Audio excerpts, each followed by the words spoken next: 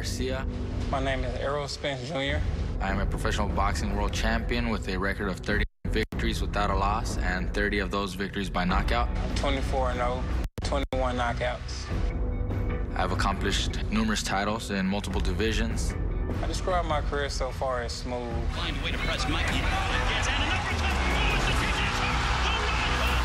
I can adjust inside of the ring to my opponents. I'm the type of guy who stays in your face, but doesn't get hit as much. Is this the ascension of a future pound-for-pound king? Everything I do is efficient. Everything I do is precise, just enough to be better than my opponents. A lot of guys can't stand my pressure and then the frustration of not hitting me and my defense being so good that I break a lot of fighters down mentally. I visualize a lot. I look at different scenarios. It allows me to work more efficient and just take control and beat my opponent.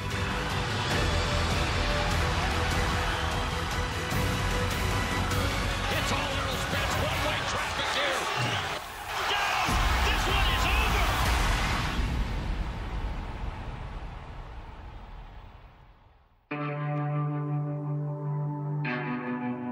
Training for a big boxing match can be a familiar process. And Errol Spence Jr. and Mikey Garcia are no strangers to the grind of a long training camp. As they prepare for their March 16th pay-per-view fight, they follow the same routines and nuances as one another. The daily preparation can be a fixed pattern and often monotonous. But what is far different is the journey each man took in the ring to get to this point, both with amazing and compelling fight stories. For Errol Spence Jr., his story started in Texas, as the upcoming fight will take place at AT&T Stadium, just minutes from where he grew up. But back in January of 2016, Spence traveled to Barclays Center in Brooklyn, New York, with his goal to make a splash in the boxing landscape and announce his presence against a well-known opponent. That fight for me was like a big fight for me because it was kind of a measuring stick. He had just fought Manny Pacquiao. Manny Pacquiao went 12 rounds with him. Everybody knew Chris Algieri was an experienced fighter. He wasn't dangerous as much as power, but he was experienced, he was slick, and he was a tough guy. The Algieri match was a pretty good match because I think highly of Chris Algieri as a fighter. He's very tough, he's very rough, and he's very skilled as a boxer. I never go in looking for a knockout. I just know that I feel like Chris Algieri is going to be a tough fighter, but I always go in looking for the perfect fight for Errol. This was an amazing opportunity for Errol Spence to teach the public who he actually was. And what I mean by that is he had looked spectacular on the scene, blowing away the fighters he's supposed to blow away, knocking out guys who he's supposed to knock out. Against Chris Algieri, a gritty former champion at 140 pounds, this was going to be the test to show you, are we pushing that hype train a little bit too fast on Spence? What happens if this guy takes him into deep waters, pushes him on the scorecards? It was a step-up fight for Errol Spence Jr., who at the time was one of the fastest rising prospects in boxing. On the game plan for Chris Algieri, we knew he was a fighter that liked to use his jab, liked to use angles, and with us, we wanted to cut out the ring, stay patient, use my jab, and just set everything up off the jab and let everything come to us. Here we go. Where's Algieri in his career? Where's Spence in his? I knew Chris Algieri was dangerous on the experience side, but I knew he was a little bit too small. I knew I could basically dictate the pace. Stopping him was my ultimate goal. I think I'm a great finisher. I think I'll finish my opponents once I have them hurt, because in the back of my mind, I know that I have the stamina to keep throwing punches and stay on my opponents. A lot of guys aren't great finishers because I don't think they have the confidence, and they don't have the ability to know that, okay, I worked hard in the gym, I can throw a 100-punch run if I have to, or I can keep coming forward, or I can let my hands go. I knew once I had them hurt, I had to jump on them, and I was going to finish them. Good left hands here. Young Errol Spence Round 4 was that was the first knockdown. I basically set him up. He threw a punch, and I stepped back and hit him with a straight left. Good uppercut by Spence. Another good left-handed down is Algieri. He was off balance and caught the Spence shot. I was excited about the knockdown. I think I knew I had him then, and I knew basically the fight was over as long as I kept doing what I was doing. Good right hook by Spence. Continue. My thing is that I believe in just going in and boxing and doing my best to have him take everything from the guy. If the guy's a good jab, take that away from him. If the guy's a counter punch, take that away from him. So to where he's left barren with nothing, and then that's where the mental aspect kicks in, to where the guy is a little bit upset because he can't accomplish what he wants to accomplish, and then it's kind of like, that's when I kind of see it being over from there. Domination by the late Mikey Garcia. Keith Thurman, knockdown number 2 on Algieri. Spence Jr. continues to put on a show. 5th round, we dropped him again, basically. Not with the same punch, but, you know, we set it up, and I basically used my angles and stepped off to the side and caught him with a straight left flush. Chris Algieri. And Spence Jr. is on the verge. Big left hand by Spence Jr. This would make a huge statement. Big left hand, Algieri is down. That might be it. It is. Like, rarely people get up from stuff like that. And I just knew at that particular point that he probably wasn't going to get up. What we saw in the end was a surgical dismantling. It was almost scary to see how easy, how fluid Errol Spence walked down Chris Algieri. I mean, it was a fight where people thought I was going to have a lot of trouble, and I went in there and just, you know, basically destroyed him from the first round all the way to finish. So.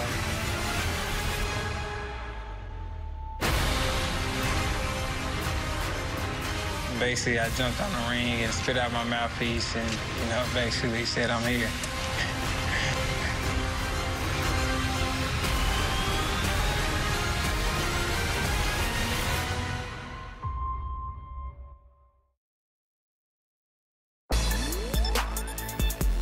In Riverside, California, training camp continues for the upcoming pay-per-view event on March 16th.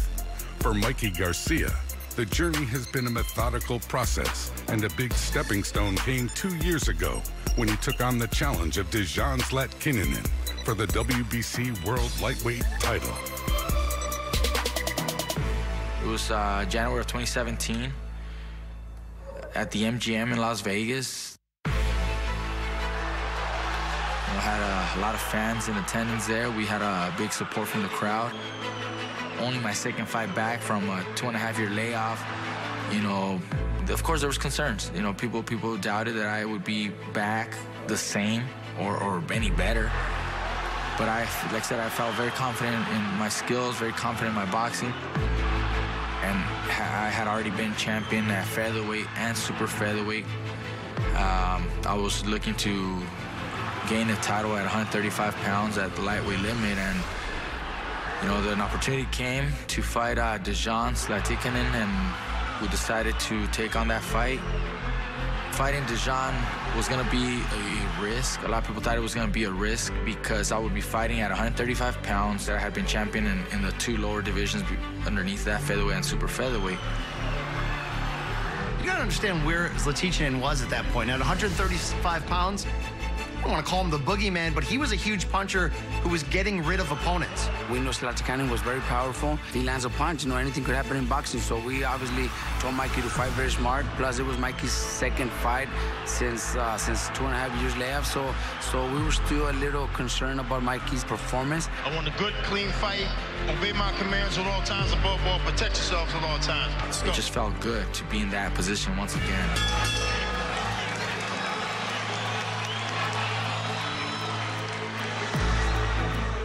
After the first round, I was already controlling the pace and the distance with my jab.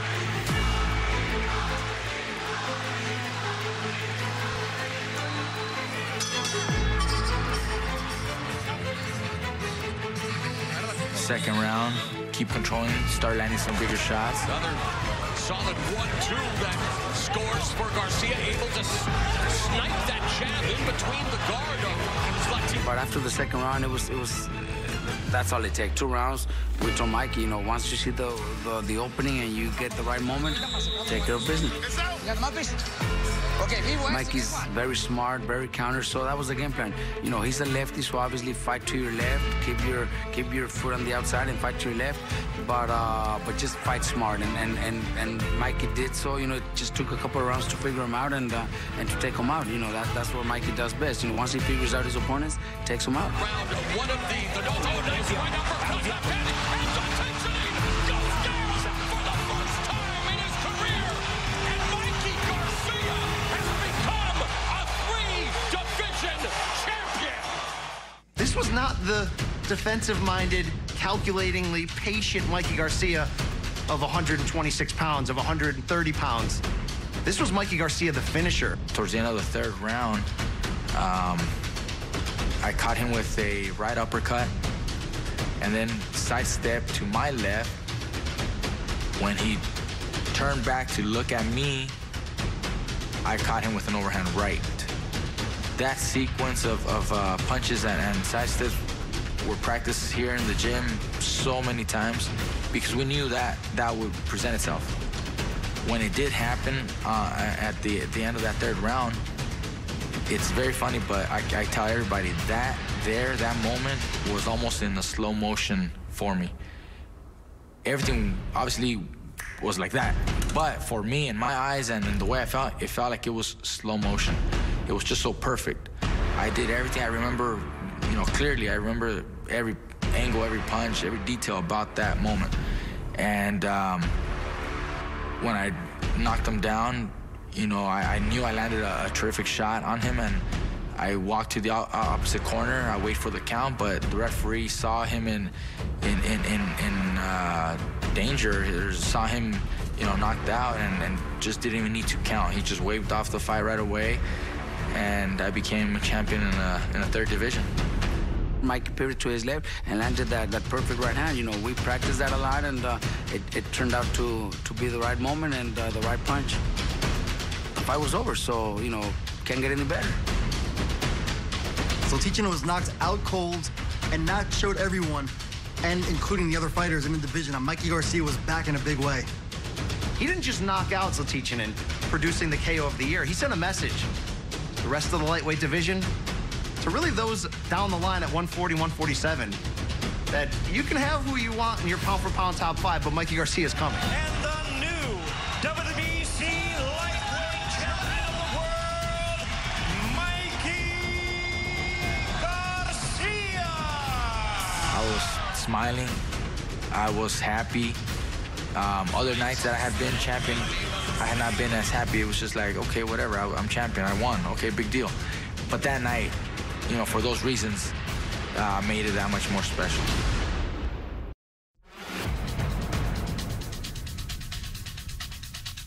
Back in Dallas, Texas, Errol Spence Jr. has his mind focused on Mikey Garcia.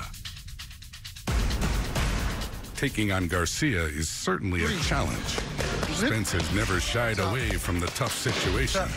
He proved this in May of 2017, going to Sheffield, England to take on Kell Brook. With the Kell Brook fight, going overseas fighting in front of 30,000 foreign fans, and my first title fight, I mean, it was a hell of an experience. You know, because Kell Brook, it was like time for us to fight him. If you go to a country like that, or the UK, I know Errol. I know his desire to win. I know how hard he punches. So it's pretty hard for me to think that somebody could take punches for that many rounds and be okay. Hype is a real thing in boxing, but hype can be a balloon that can be popped fairly easily the first time you walk into deep waters, the first time you're really tested. Errol Spence going to England against a proven welterweight champion like Kell Brook, this was a big test. There were dare-to-be-great elements in that for Spence.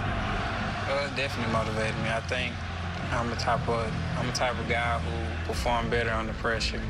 You know, it was definitely a lot of pressure going into that because there's a lot of critics and a lot of boxing reporters saying that I wasn't ready for this fight. Kell Brook was too experienced. I was too inexperienced.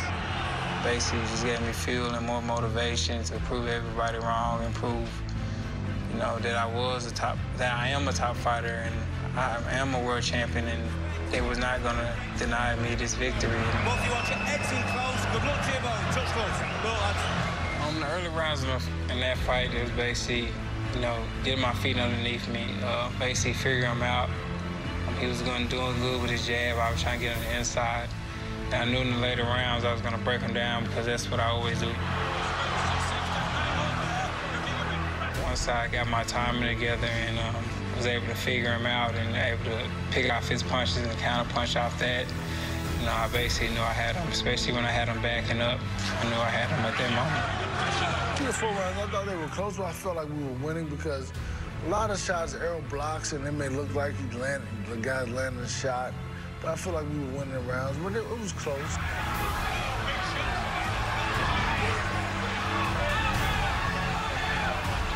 Basically, he was trying to fight in spurts, so a lot of times I'd get off, and then he'll get off, and then I'll back up to the ropes, and I'll let him get off, and I basically knew I was just trying to figure him out. and caught what's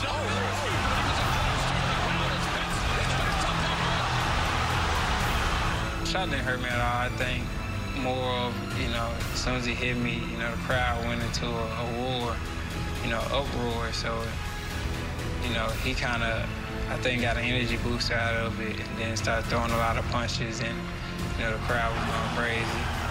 And, but it didn't hurt me at all. Middle of the 7th, 8th round, I knew that his power wasn't as good as it used to be, and his speed was going down, and basically, you know, he was breaking down physically.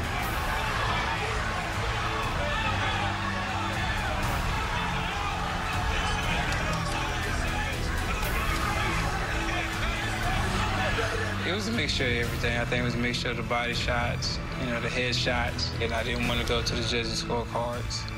I wanted to get the stoppage, so I decided to jump on him and just go for broke. As the fatigue sets in for Kel, these body shots hurt now. jabs and hits all Errol Spence. One-way traffic here. And down goes Kel Brook. With the knockdown, it was more of an accumulation of punches. You know, I varied my punches up. I was catching a lot of shots. He was backing up. And, I think that's when I broke his orbital bone, because he went down and held his eye. And basically, after he got up, I just jumped on him and basically was trying to go for the kill, go for the stoppage, and get the knockdown. Knocked him down. I just kind of like, I jumped up in the corner. I was very happy, but I told him, keep his composure, keep your hands up, and just stay behind the jab. Just keep working and breaking him down. In that fight, he cracked his orbital bone, his cheekbone, and broke his ribs. So it's like, how much can he take? Doesn't take no for an answer. He's got that youthful energy, that energy of a young phenom who hasn't never been a world champion yet, but is starving for that title. You wonder how much more he can take. He's taking a knee. But he had to submit before the fight was over, so it was okay. That's better than knocking him out.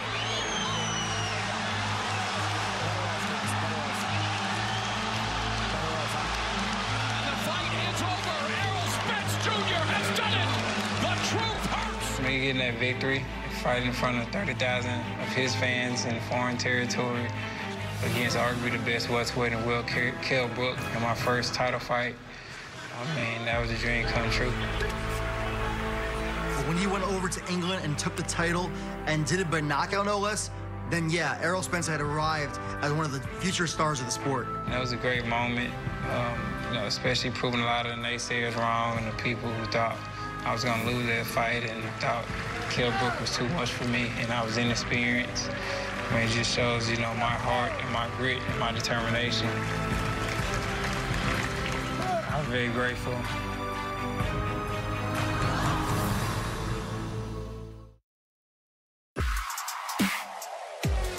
Back in Riverside, California, the grind continues for Mikey Garcia.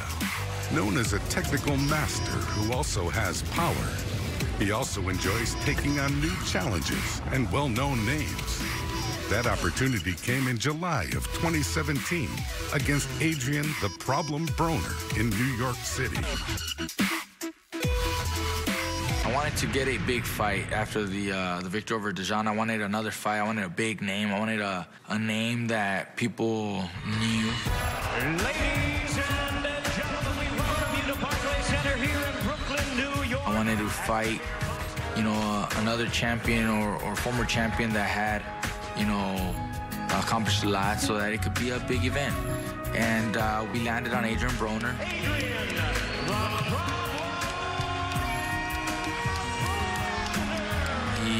He was also a former 4-division champion. He's a well-known name, well-known fighter, and, you know, loved or hate, but, you know, he's popular. I was a champion. However, this fight was going to take place at 140 pounds. We're headlining the show. We're fighting at the Barclays in Brooklyn, New York. You know, I'm excited. It's a big fight. I can get in the ring with a top, you know, fighter like himself and, you know, get back on you know, on the big spotlight, get back on the big fight, on the big stage. We're also going to see in the ring that night where exactly he's at 140 pounds against a guy who's tough, never been stopped, never been badly beaten. And what we saw was an absolute clinic from Mikey Garcia. Obey my commands at all times. Protect yourself at all times. Touch your gloves. Good luck. When we first went in the ring, you know, first bell rings, I think I took a few seconds, 30 seconds or something to even let go, you know, of any punch. I let him throw some punches. I'm walking, you know, and I'm blocking some punches. I'm making him miss a little bit. But then I land a jab. I land a quick jab, and right away I saw his reaction. I saw him blink his eyes, kind of, you know, do a little bit of this, take a step back. Right away I knew he respected my power. He respected my punch. Look, Broner's a very defensive fighter. We knew that with Broner doing that, we just got to stay busy. We got to throw more punches than him. You want to keep it uncomfortable inside there. Good combination by Garcia. Jab, and then he followed it to the body. Whenever I would land punches, I'd be out of the way before he had anything to answer, and I just didn't give him any chance. Good right hand by Garcia. Put him backing up. As Mikey was the aggressor and threw a lot of body shots, which was, you know, part of the plan. You know, we got to work the body because he keeps his guard up high, and once you go to the body, then you finish up with headshots, and Mikey did everything correct. I'm not sure if it was the 7th, 8th round when I felt comfortable enough and confident enough that I decided to put my hands down and stay right in front of him. And I was calling him to throw punches and to try to land some shots at me. And he threw a few punches, and I just slipped and dodged the punches with my hands down.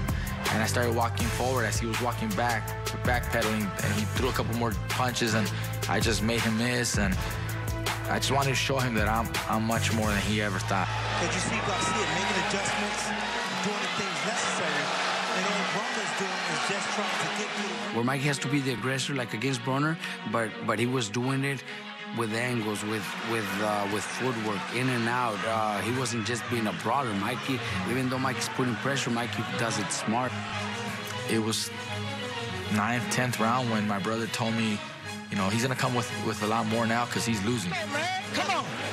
You got rip. Seconds up. Garcia blocked the right hand by Broner. They exchanged pretty good left hooks. Broner appears to be the sharper of the two in terms of punches. You know, he knows he's gonna have to do something, so just be careful. You know, he's gonna be the aggressor now, so maybe we can box instead of being the ones walking him down. Maybe we box. You know, we box smart, and we still win these rounds. We don't want to give them away. So we changed the strategy a little bit, and I started to box on the outside. Instead of walking forward, I was walking backwards, but I kept out pointing him with points, with punches. I give both guys credit that this has not been an easy fight. Mikey wants to be one of the best in boxing. You know, he wants to be remembered as a great fighter, not just a former world champion. He wants to be remembered as one of the best of all time. Judges think Broner started his move. There's the ovation. They're up. Well, they should be. He just pretty much laid a beating on Adrian Broner, and that showed me that we can never count Mikey Garcia out. And the way he walked down Broner and dominated that fight, it was a near whitewash. It was a near shutout. Two elite guys at that level with this type of fanfare, yet when that fight was over, all we talked about was Mikey Garcia. This just made it, a clear victory for me. I knew I had won. We're about to announce the winner, and the referee's holding, one of my hands, and he's got Adrian on the other side. And I'm waiting, and I'm like, why am I even waiting? So I just pick up my hand myself, for a few seconds, and then they mention me as the winner, and the referee raises my other hand. In favor of the winner, and still undefeated, now the WBC Diamond Belt champion. I just knew I had it. There was no doubt in me or anybody.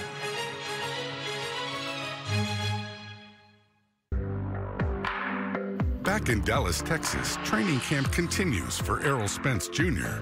Joining him today are two special visitors, daughters Ivy and Violet. Oh, they come to the gym a lot. They used to come to the gym probably like 3 times a week. They got high energy. They're very active. I mean, as long as they're healthy, then I'm cool with it. Having his kids drop by doesn't distract. Instead, only serves to strengthen his resolve for the upcoming pay-per-view event on March 16th. This is how I provide for them. This is how I put food on the table for them. This is how I'm going to give them the best school and the best living possible. So it's definitely motivation just having them in the gym, having them surrounding around me, especially, when I'm not wanting to train. 3. Flip. Top. Top. It's kind of hard balancing the two, but, it's all worth it because usually I'm off for 4 or 5 months after I fight, so, they'll get all my time when the fight's over with.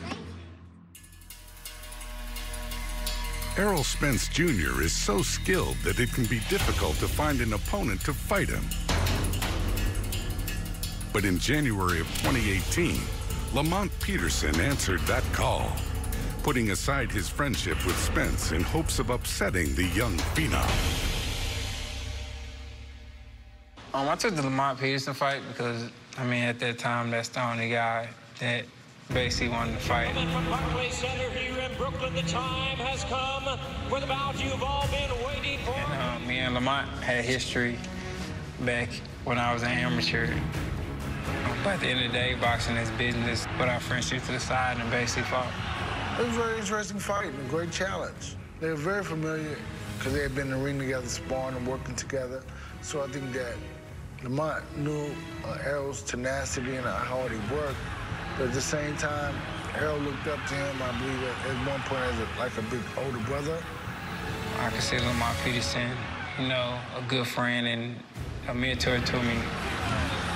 The Peterson fight was a real opportunity to see how Spence would do against a quick, smart, wily veteran in Peterson, a 2-division champion, who may be able, with his legs alone, to drag not Errol Spence into a firefight, but into more of a track meet. Lamont Peterson is an experienced former champion who can really box in a variety of ways. And over the past 10 years, Lamont Peterson is one of the best fighters in the sport. I was definitely excited to defend my title in that fight. Just to get an opponent like Lamont Peterson, especially coming off the Kell Brook fight, it was another great measuring stick, and especially a great name to put under my belt. They both talked about bringing out the dog at each other. We're about to find out. Well, the game plan in that fight was, basically use my jab, be patient, just look for the opening. It was more of a foot movement. Not really get out of his range, but to sidestep. I worked off my jab, set all my punches up, and basically, broke them down like I do a lot of my opponents. Because I knew I had the longer reach, and I knew that Lamont thought that I was going to try to come on the inside and just fight an inside fight. So I think it surprised Lamont a lot that I was using my jab and I was staying on the outside and picking them off on the outside instead of just going in and inside and just roughing them up and trying to go for the knockout. And Peterson backing up. It's Errol Spence. Backing up Lamont Peterson. I know how hard Errol punches and how physically strong he is. Once I saw that Lamont, really couldn't get anything off, that's when I realized I was kind of, waiting for him to stop the fight.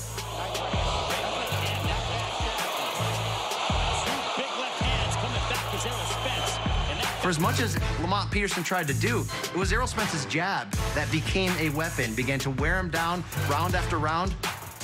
And you saw a Lamont Peterson who was just unable to throw punches back more than one at a time. And that's because when Errol Spence turns into the stalker, the finisher, there's not another welterweight in the world to this point who proves he can stand in that kitchen and take that heat.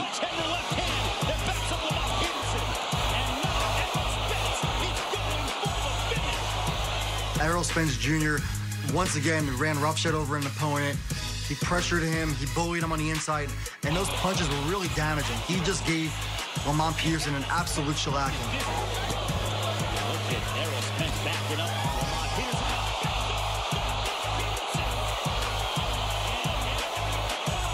In the 5th round, I knocked him down. I caught him with an uppercut, and then I came over the top with a left hook tied on the side, top of the head. I think it knocked off his equilibrium a little bit. And at that point, you really realize that it was about accumulation of punches, and he mixed up his attack, and he varied his attack, and that's where I think he got him at. You were waiting for one big punch, one big moment there to show you how long can Peterson last? Can he adjust and show you a plan B and a plan C? But in that 5th round, when Spence was able to really put his punches together and land the big one, you knew in that moment that fight was over. You're never going to question the heart of Lamont Peterson. You know he's always going to be willing to come back. But you even saw in his body language and in his face, this was different kind of power at welterweight. And when you mix power with that type of accuracy and somebody who can set it up like that, it wasn't going to be long before the towel was going to be thrown, but Lamont Peterson wasn't going to be able to take any more. I told him that they don't want to stop the fight, we're going to make them stop the fight. So I mean, go get him. So go get him, go get him. He got hurt last round. To the body now by Errol Spence. In the 7th round, I was just, basically landing shots at will, catching with different shots, using my angles, and just, beating them up. Another straight left, and you could just tell by the body language that Peterson is getting beaten up and hit that one. That's only because. And now Errol Spence with a straight left, and now he's walking down, running down Lamont Peterson. That's the end of the 7th. Second down! Second down! That's it. I want to call.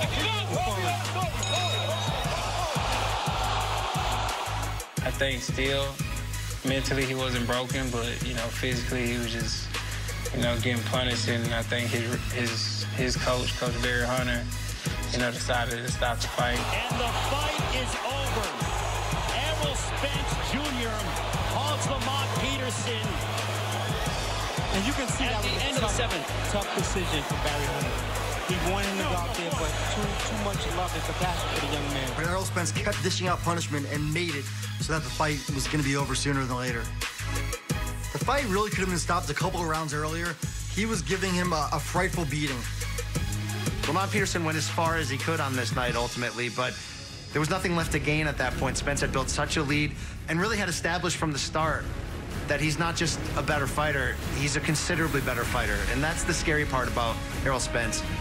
Errol Spence Jr. was expected to walk over Lamont Peterson, but he still delivered and did so easier probably than anyone expected. The truth, Errol Spence Jr.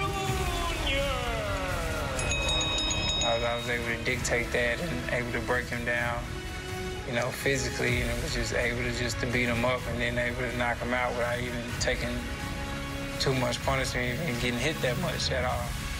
It definitely felt great.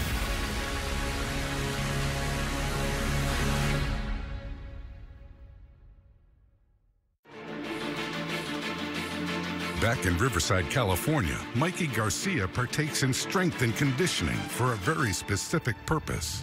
Go. So let the band pull you. Sit back on it. My role is to get him ready to go up in weight and be prepared for the things that Errol Spence is going to bring and to bring out the best in Mike as far as the skills that he already possess. Right there, hunt. There you go. Stay in that hunting position. We're moving up in weight, so we got to be able to hold our own. But we don't want to lose the speed. We don't want to lose our explosiveness. And Daryl understands what a boxer needs, what I need. He knows me. He's worked with me in the past. There you go. Make him mean something. We got the fight, but now we got to get in shape for this type of fight. And that's why we're including this type of training. That's why we're pushing myself to these extremes. But everything complements my boxing style and what I'm going to do on fight night. We're going to be fast. We're going to be explosive. We're going to be sharp. But we're also going to be a little stronger. There's a lot of muscle that people think that he's going to need to carry into this weight, but not so. The most important part is converting that muscle into active strength and power and speed. As your muscles get bigger, we have to get the tendons ready to respond to the bigger muscle. So the active, explosive movement converts to speed and power. Everything quick and fast. There you go. I want to use my speed. I want to use my intelligence, my footwork to overcome the size advantage that Errol has. Put this contrast in there. Why are you tired? Mikey Garcia's opponent on March 16th will certainly be the bigger man. But being the smaller man in the ring has never stopped Garcia. His last fight in July of 2018 showcased Garcia's skill against a taller, bigger opponent.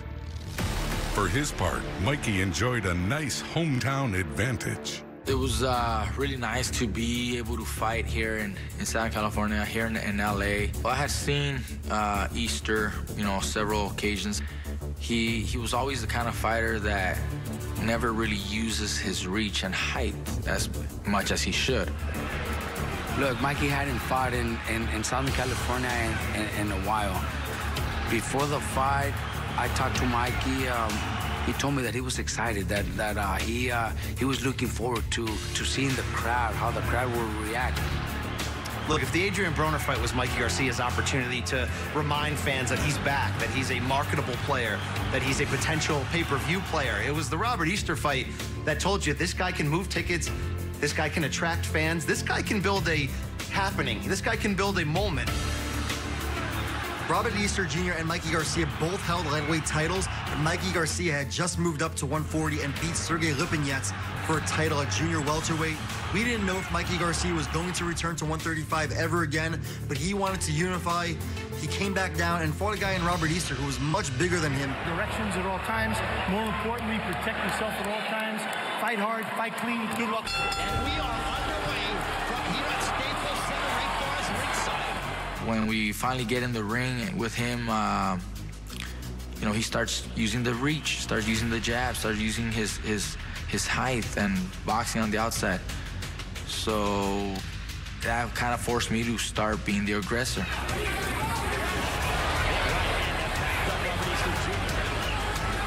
That 1-2 is probably Mikey's best combination. And when he throws it and lands it, that just is the beginning of maybe the fight getting close to an end or just dominating it if it goes the distance. The second round, I started picking up the pace, started landing some punches, some jabs. I'm finding my distance.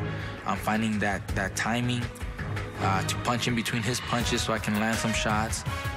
Third round, I'm coming in, I'm landing a few shots. Then I surprise him with a combination. I jump in with a 1-2, but then I come back with a left hook, and that puts him down.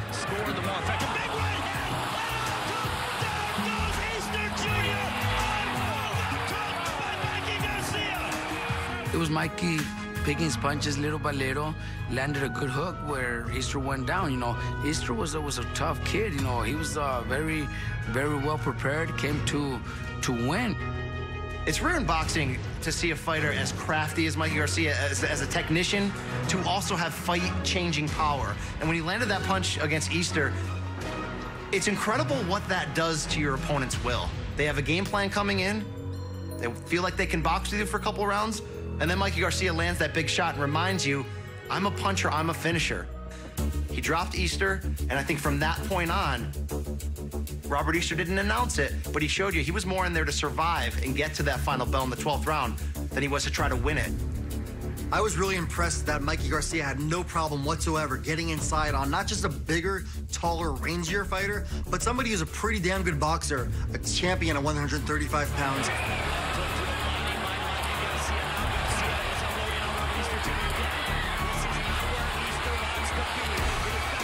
I jump in with the jab. He thinks or expects it's gonna be a right hand behind the jab, but this time it's a right uppercut. So as he's, bending forward or ducking down, expecting the overhand right. I catch him with the right uppercut, and I do that a couple times, and so I'm figuring out what's working and what's not, and I'm making these adjustments.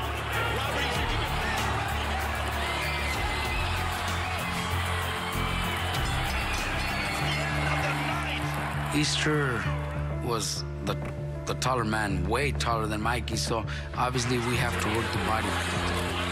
He slipped, he bobbed his head, and used that jab to the body to create that separation, get inside on Robert Easter, land the uppercut, and Easter couldn't keep him at bay.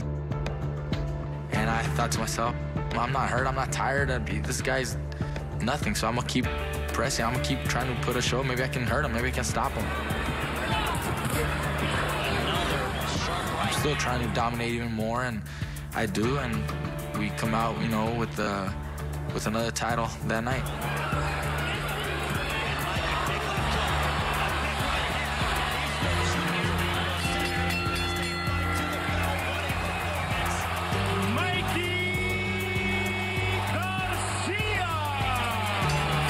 That was the IBF lightweight title that made me a unified lightweight champion.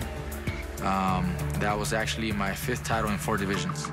Once you're a champion, you want to unify. We were fortunate enough that Robert Easter was available, and the fight was easy to be made. So once we got it, you know, we trained hard to unify, because that's a big thing that's a really big moment for a fighter, to unify his title. I said to your brother yesterday, you know, why Errol Spence? And he said about a year ago you were watching a fight, you stood up and he said, I want to fight Errol Spence. Why? That's the question, you know, why? Everybody keeps asking themselves, why would I even choose Errol Spence as my next opponent? I got the call from my manager, like, Mikey Garcia wants to fight you. He looking for clout. Then he called me out the second time. I was like, this dude's serious. You can't escape the big narrative of this fight. How crazy is Mikey Garcia? Because you ask other fighters, you ask critics, moving up 2 weight classes, chasing down the boogeyman at 147 pounds, going after the toughest fight available that the other elites aren't willing to take. I'm intrigued to see if Mikey Garcia's superior ring skills can really take him to victory against a far bigger, stronger, and also one of the best fighters in the sport, period.